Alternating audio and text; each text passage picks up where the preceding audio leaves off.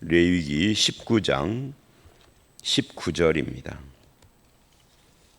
이 19장은 거룩과 관계되는 내용들이죠. 그래서 19장 전체를 한마디로 정의를 하면은 너희는 거룩하라 하는 것인데요. 이제 이 거룩이 어떤 것인가 하는 것을 앞에서 설명을 했고, 여러 가지 거룩해야 할 영역들이나 내용들을 쭉 이야기를 했어요. 안식일을 지키는 이야기, 우상 숭배를 중단하고 하나님께만 예배하는 내용, 또 좋은 이웃이 되는 것도 거룩의 한 가지 방법이다 하는 이야기도 하고요. 이런 이야기들을 18절까지 했고, 오늘 이제 19절서부터 다시 이어지는데, 19절로 22절은 거룩은 구별이다 하는 것을 이야기를 하면서 여기에 특별한 단어가 나오죠. 다른 종류와 교미시키지 말고, 두 종자를 섞어 뿌리지 말고, 두 재료로 직조한 옷을 입지 말지며, 이렇게 이야기를 하는데, 이게 말하자면 혼잡시키지 말아라. 혼합, 교잡이라고도 하죠. 그러니까 19절은 가축을 두 종류가 다른 두 개를 교미시키는 것, 두 종류, 종이 다른 것을 교미시키는 것이 불가능하다가 아니라 하지 말라예요. 가능하죠. 근데 가능한데 하지 말라는 거죠. 그 다음에 두 종류의 씨를 섞어서 뿌리지 말라. 계속 섞는 것, 혼합시키는 것을 이야기를 합니다. 옷도 두 종류로 직조한 옷을 입지 말아라. 근데 사실은 오늘 우리들이 입는 옷들은 두 종류가 아니라 여러 가지를 섞어서 만든 그런 그 옷감으로 옷을 해 입고 있습니다. 사실은. 그러니까 이런 그 19절 같은 말씀을 우리는 어떻게 이해를 해야 하느냐면, 하나님의 그 창조 질서를 혼잡스럽게 하지 말아라 하는 말씀으로 받아들이면 되겠습니다. 예를 들면 이제 이 레위기를 줄 때는 가축이나 씨나 옷 이야기를 했지만, 오늘날 같은 경우에는 복제 기술 같은 그런 것들도 여기에 해당될 수가 있고요. 무슨 줄기세포 이런 것들 오늘날 많이 흔히 의학에서도 쓰고 그러는데, 이런 것들이 과연 훗날 어떤 영향으로 나타날 것인지, 그래서 이런 것들을 막 남용하다 보면 어느 날 돼지를 닮은 인간, 개를 닮은 인간도 등장하지 말라는 법이 없는데, 이제 이런 것들에 대해서 하나님께서 이것은 죄고 거룩이 아니다, 이렇게 지금 이야기를 하고 있는 겁니다. 그 다음에 20절로 22절 말씀은 이게 이제 성적인 문제의 이야기인데요. 성적인 문제에서도 거룩이 나타나야 된다, 세상과 달라야 된다 하는 것을 지금 이야기를 하고 있어요. 여기에 나오는 이 여종 이야기는 그냥 단순히 여종이 아니라 아랫사람이죠. 오늘날은 종이 없잖아요. 근데 여종 그러면은 직장 내 아랫사람, 그런 이제 이 표현을 살짝 바꿔놓고 보면 우리 사회에 이런 일들이 굉장히 많죠. 직장에서도 그러고, 요즘 우리나라 사회에 연달아서 나왔던 것 중에 하나, 군대 내에서 일어나는 상관과 아랫사람의 문제들, 이런 것들이 다 여기에 해당이 됩니다. 그래서 그 아랫사람과의 성, 그리고 그들을 보호하는 그런 말씀들을 이야기를 하는데, 데살로니가전서 4장 6절 이하를 보면은요, 성행위에 대해서 뭘 이야기를 하느냐면, 내 형제를 해야 하는 것이다 라고 이야기를 해요. 그러니까 이게 단순히 성 문제가 아니라 사람을 하나님께서 주신 형제로 대하는 것과도 관계가 있다 하는 그런 말씀이죠. 사람이 아닌 하나님을 저버린 것이다, 이렇게 표현을 데살로니가전서 4장에서는 하기도 합니다. 그래서 이 성적인 문제에서의 거룩 이야기를 해요. 그리고 23절로 25절은 이 거룩을 첫 열매를 바치는 거룩하고 이어서 이야기를 합니다. 이제 가나안 땅에 들어가서 심은 그 과목 그것들이 열매를 맺을 텐데 3년간은 먹지 말아라. 이렇게 지금 이야기를 하는 것이 23절입니다. 그 이유를 이 본문은 할례받지 못한 것으로 여긴다라고 말을 해요. 근데 이제 여기 할례받지 못한 것으로 여긴다라고 하는데 이것이 아직 온전히 하나님의 것이 아니다 하는 거죠. 왜냐하면 가나안 땅은 그동안의 가나안 족속과 우상 숭배에 더럽혀진 곳이라 그 땅을 거룩해 하기 위해서 이런 말씀을 하고 있는 겁니다. 그래서 이제 3년을 그 열매를 먹지 말고 고스란히 그냥 놔두는 거죠. 그리고 4년째는 하나님의 것으로 드려라. 그러니까 우리가 하나님께 먼저 드리고 내가 먹는 이런 개념인 거죠. 그래서 이게 하나님의 것이다. 그리고 사람들은 5년째부터 먹는 거예요. 그러니까 이스라엘이 가나안을 정복하고 이 말씀을 실천을 했는지 안 했는지는 성경에 기록이 안 나옵니다만은 실천했다고 하면은 3년간은 열매, 과실을 먹지 않은 거예요. 그리고 4년째는 하나님께 바치고 5년째부터. 그래서 여기서 강조되는 것이 뭐냐면 이 가나안이라는 세상, 이 땅은 하나님 앞에 거룩하지 않아서 거룩한 하나님의 백성들이 취할 수 없다. 그런데 할례 받은 이후에는 거룩해지는데 이제 우리로 말하면 세례 받은 거죠. 근데 이 땅의 열매는 3년이 지나야 할례 받은 것으로 간주하겠다라고 하나님이 그렇게 왜 그러느냐? 왜는 없는 거죠. 이유는 하나님께서 그렇게 생각하시겠다는 거죠. 인간은 왜라고 하는 이유가 아니라 하나님이 그렇게 여길 테니까 따라오라 하는 말씀에 순종하는 것이죠. 그래서 여기서 이제 강조되는 것은 이제 이런 거예요. 가나안 땅의 것은 거룩하지 않으니 거룩해져야 된다는 것이 첫 번째라면, 두 번째는 그 후에 첫 열매도 하나님께 드리는 3년이 지나고, 그래서 하나님의 것입니다. 이것이 우리가 열심히 가꾸고 심고 뭐 해서 맺은 나의 열매가 아니라 하나님의 것입니다. 내가 아무리 힘들게 일을 했어도 주님이 일할 능력을 주시고 기회를 주시고 힘을 주셨습니다 라고 하는, 그래서 가능했습니다 라고 하는 감사, 이런 것들을 전부 다 거룩이라고 지금 이야기를 합니다. 이것은 오늘 우리들에게도 그대로 적용이 되죠. 내가 회사를 다녔어요. 내가 사업을 하고 내가 농사를 지었어요. 그런데 사실은 하나님이 주신 것이다, 이렇게 고백을 하는 거죠. 하나님을 빼놓고 보면 이거 내가 한 건데 라고 사람들은 그렇게 생각을 할 수 있으나, 하나님께서 금방도 말한 것처럼 기회와 힘 그리고 여러 가지 여건들을 우리에게 주시지 않으면 할 수 없는 것이다. 그래서 내 삶에 맺어지는 모든 열매는 하나님의 선물이고 하나님의 복인 거죠.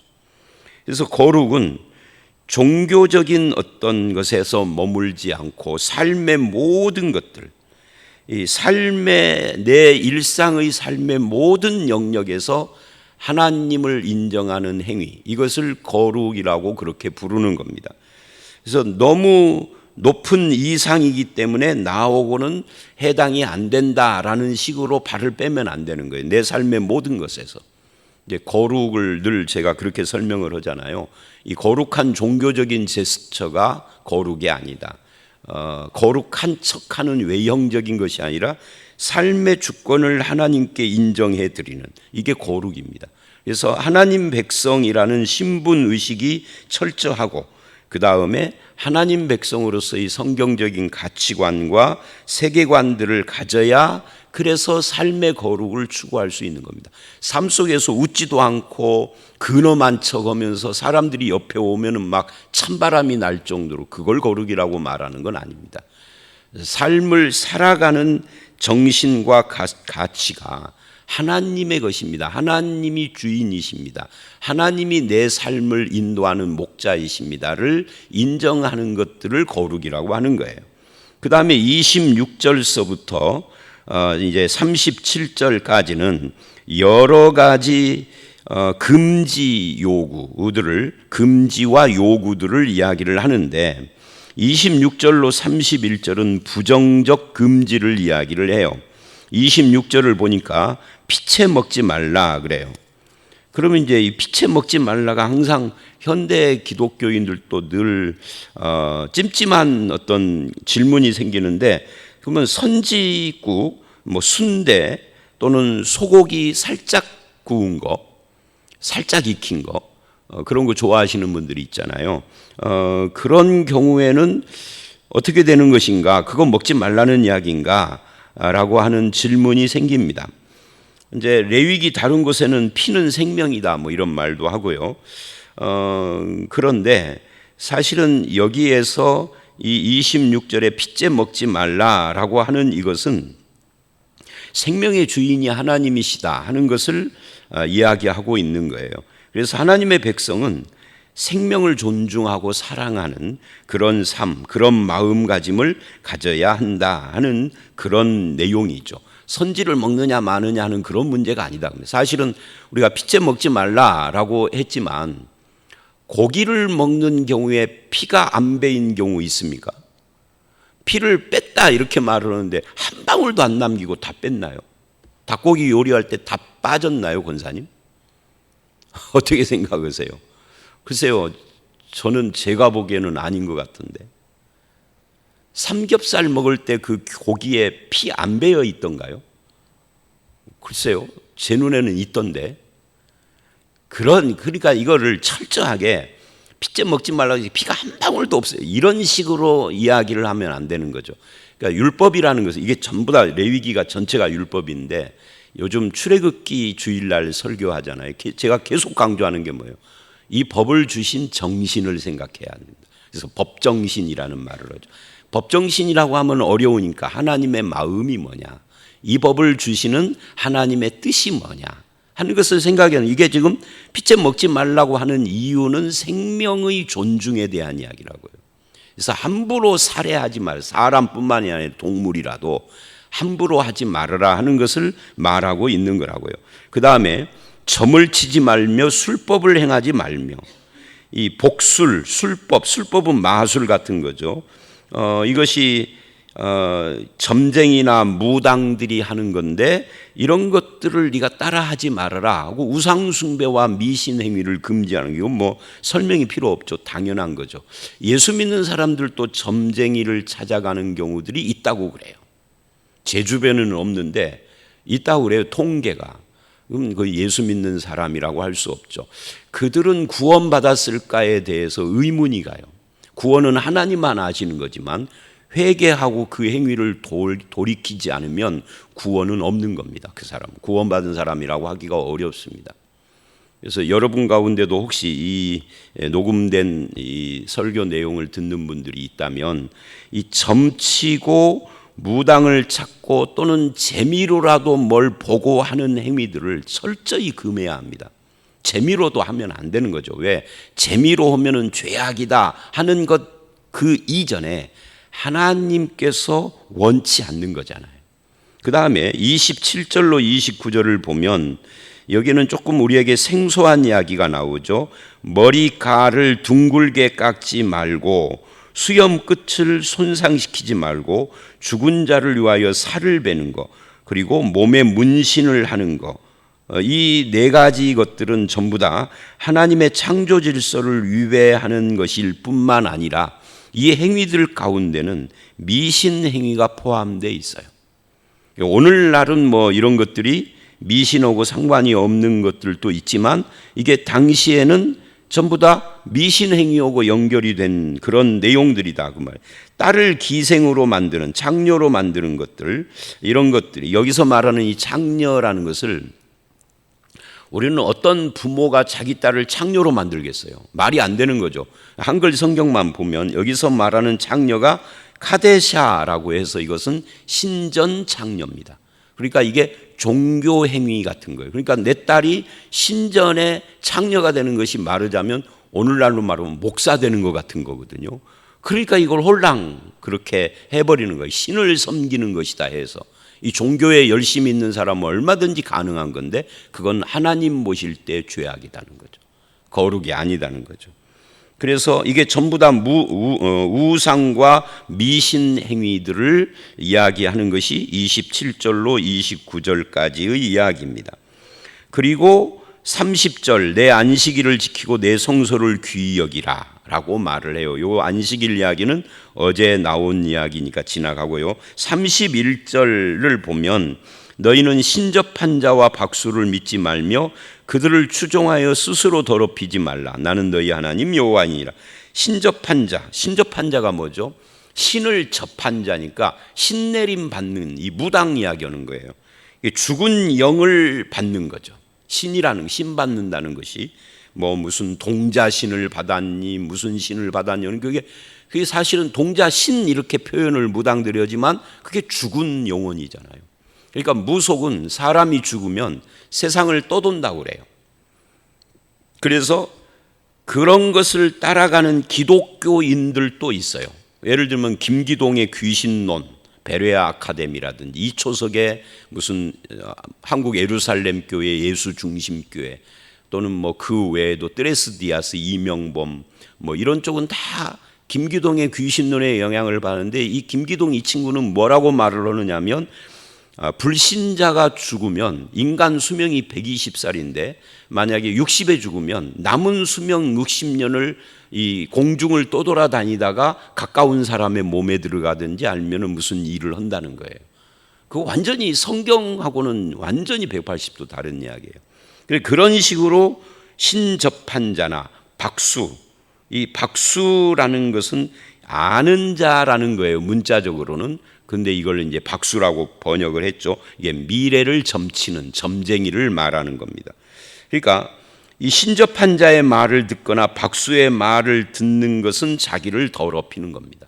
그러면 재미로 좀 봤어요. 이렇게 말하는 사람들이 있을 수 있어요. 그 재미로 본 것이 자기를 더럽힌 겁니다. 하나님의 백성에 합당하지 않은 거죠. 그래서 사탄은 거짓의 아비라고 예수님은 요한복음 8장 44절에서 말씀을 합니다. 무당 점쟁이가 네 할머니, 네 어머니 어쩌고 하는 그런 말은 전부 다 거짓말이다 하는 거죠.